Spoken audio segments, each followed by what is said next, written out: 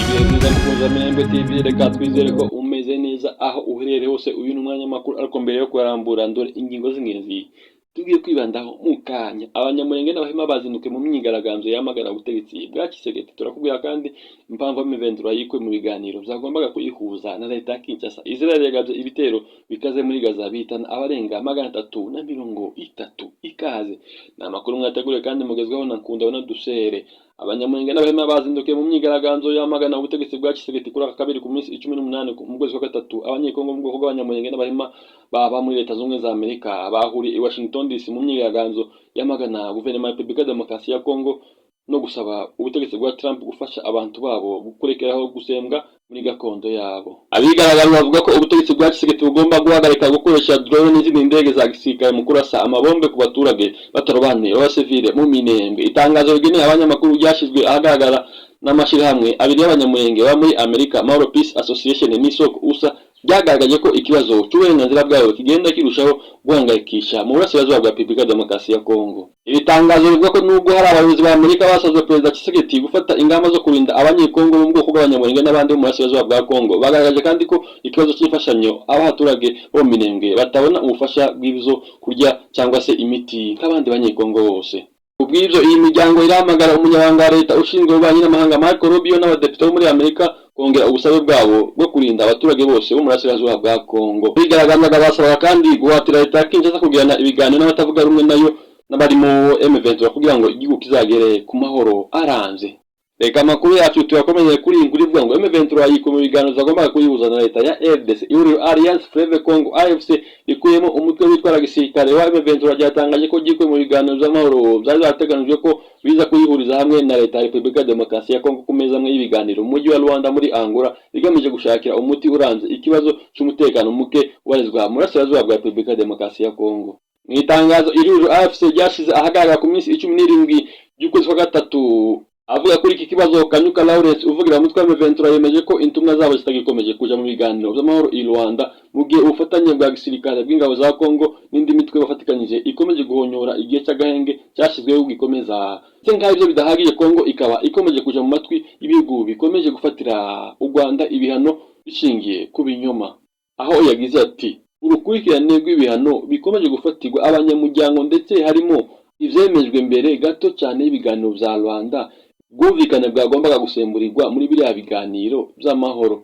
M23 kandi yashinje leta ya Kinshasa kongera ingufu mu bikorwa bya gisirikare bishobora kongera gutuma ibi biganiro bitongera kugira agaciro, kubera FARDC ikomeje kwifashisha indege zigezweho zidafite abapilote zo mu bwoko bwa SH-4 kugaba ibitero bikomeye muri tumwe mu turere bivuga ko tugenzurwa n'uyu mutwe. Reka tukubwire kandi ko RDC yasabwe kuvugurura imiyoborere yayo no kwitandukanya na FDLR ku nshuro ya mbere nyuma yuko u Rwanda ruhagaritse umubano nacyo igihugu cy'Ububirigi cyasaze Repubulika ya Demokarasi ya Kongo gufata inshingano zayo, bitari gushaka gukemura amakimbirane gusa, ahubwo ikwiriye kuvugurura imiyoborere yayo kandi igahagarika gufatanya na FDLR. Ibi byatangajwe kuri aka kazi rimwe ku minsi 17 kwezi kwa gatatu, ubwo Minisitiri w'Ububanyi n'Amahanga w'Ububirigi Maxime Prevot yagaruka ku cyemezo cy'u Rwanda cyo gucana umubano n'Ububirigi, ibyo yise kugoreka ukuri k'ubutegetsi bw'u Rwanda. Mu itangazo yashyize ahagaragara, Minisitiri Prevot yagize ati Ububirigi bubabajwe n'iki cyemezo kitagereranywa kandi kigaragaza ko iyo u Rwanda rutemeranywa n'ikindi gihugu ruhitamo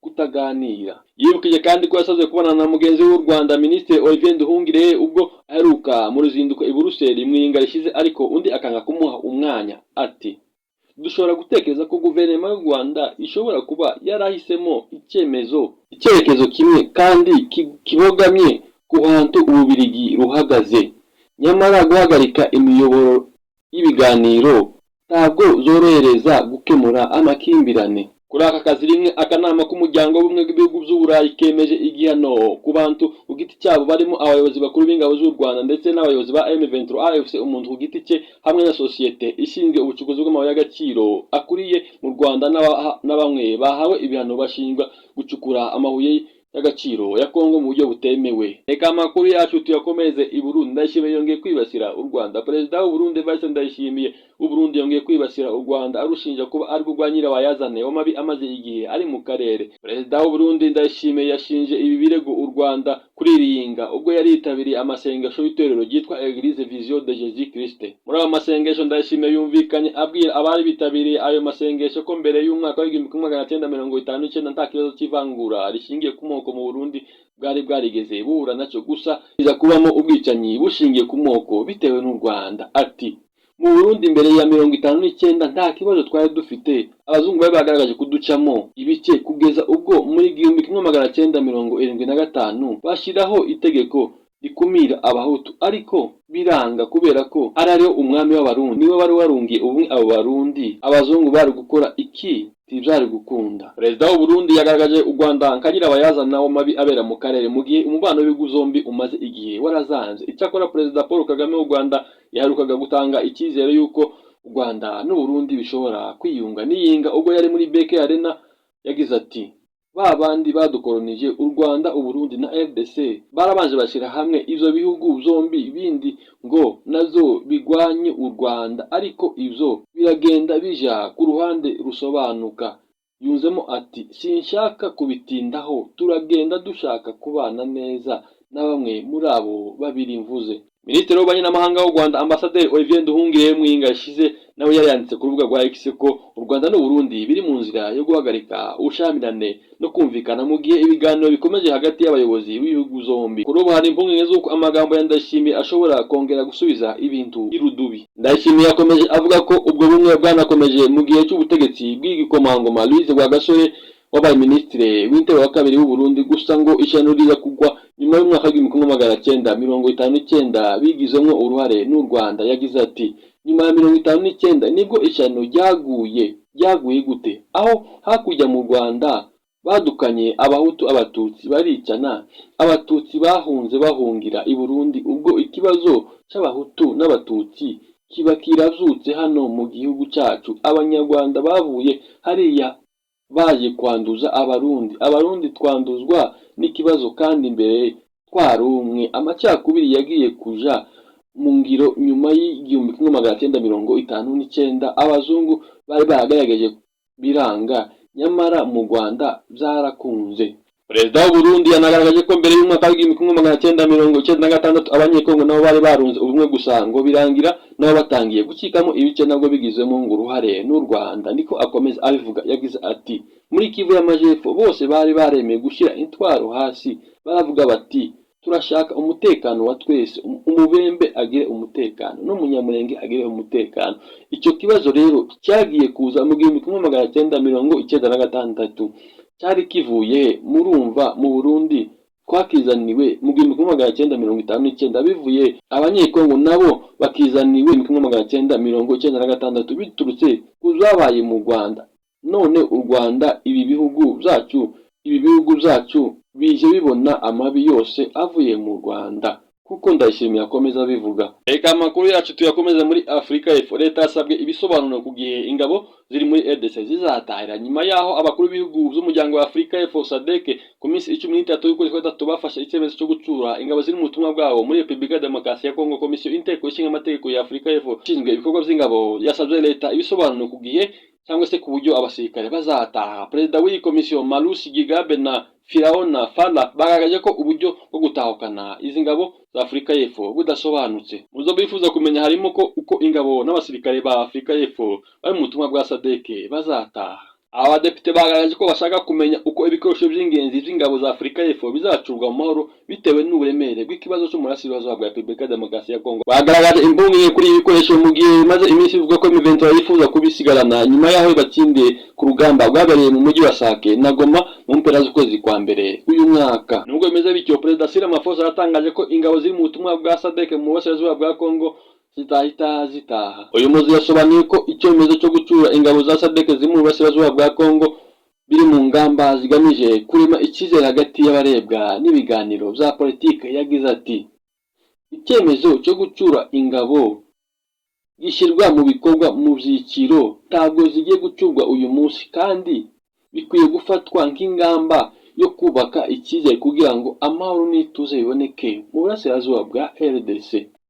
Reka amakuru yacu tuyasoreze muri Israeli. Israeli yagabye ibitero bikaze muri Gaza bihitana abarenga 330. Ingabo za Israeli zagabye ibitero simusiga muri Gaza bigamije guhasha abagwanyi umutwe wa Hamas banze kurekura imbohe z'abanyeziraheli wasigaranye bihitana abarenga 330 barimo n'abayobozi b'uyu mutwe. Umutwe wa Hamas ufite imbohe z'abanyeziraheli zafashwe nyuma y'igitero cyo ku minsi 7 y'ukwezi kwa 10 mwaka wa 2023 kishe abarenga 1200, abandi 251 batwagwa bunyago. Mu kwezi kwa kwanza habaye agahenge hagati ya Israel na Hamas. Israel irekura imfungwa z'abanyepalestina mu gihe Hamas nayo yatangiye kurekura bake mu mbohe yari yafashe. Nyamara Israel yakunze kuburira uyu mutwe ko nitarekura imbohe zose za Israel, Gaza izaba bazura imigwano, Gaza ikaba kikuzimu. BBC yanditse ko mu ijoro ryo ku minsi 17 y'ukwezi kwa gatatu uyu mwaka indege zirenga 20 z'intambara za Israel zazungukaga mu kirere cya Gaza n'imijyi ya Rafani na Kani Yunusi zirasa ibisasu byinshi ahari abayobozi b'abagwanyi ba Hamas. Itangazo ryasohowe n'ibiro bya Minisitiri w'Intebe Benjamin Netanyahu rigaragaza ko ibitero byagagwe kuri Hamas kubera ko yanze kurekura imbohe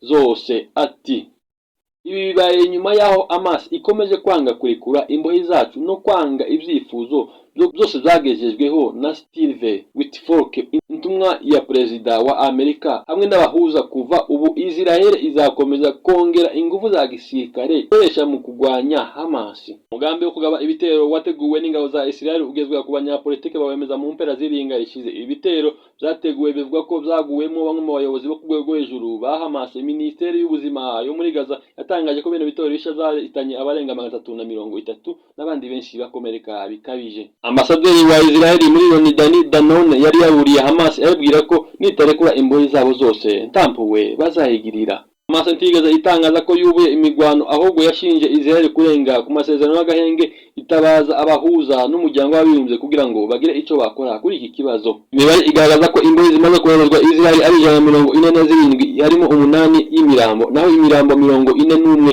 yoherejwe n'ingabo za Israel, naho 8 batabawe ari bazima. Abagifitwe na Hamas bivuga ko ari 59. Israel ivuga ko 35 bashobora kuba barapfuye. Wakoze kuba natwe muri umwanya w'amakuru. Niba utarakora subscribe ikore maze uzuzwa amakuru yacu n'ibiganiro ku gihe Minembwe TV. Kunda yona dusebe.